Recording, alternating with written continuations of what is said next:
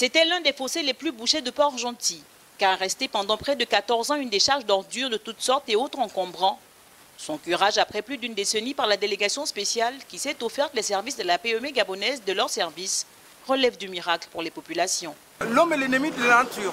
Les bouteilles en plastique qui traînent ici, toutes ces détritus sont déversées par les humains. Ce sont eux les premiers qui se plaignent que voilà, c'est ça, la mairie ne fait rien et tout.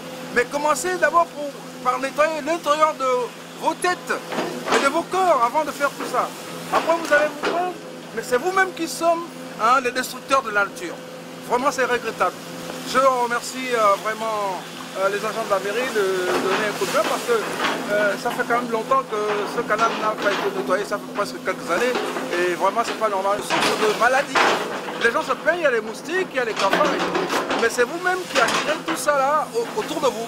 La tâche est difficile, surtout en cette période de forte pluviométrie, mais pas impossible pour le délégué spécial déterminé à freiner le phénomène des inondations dans la cité pétrolière. Vous savez que la ville de Port-Gentil est une ville entourée d'eau. Si les canalisations sont bouchées, on ne doit pas être surpris par l'inondation. D'après les investigations menées, il y a près de 14 ans que les gens ont curé ces canaux. Aujourd'hui, nous avons entrepris un travail qui n'est pas facile, mais nous pensions atteindre nos objectifs, d'autant plus que nous sommes en grande période de saison de pluie. Mars, avril, voire mi-juin, c'est une grande période de pluie. Le travail est difficile, d'autant plus que la météo, je ne la maîtrise pas.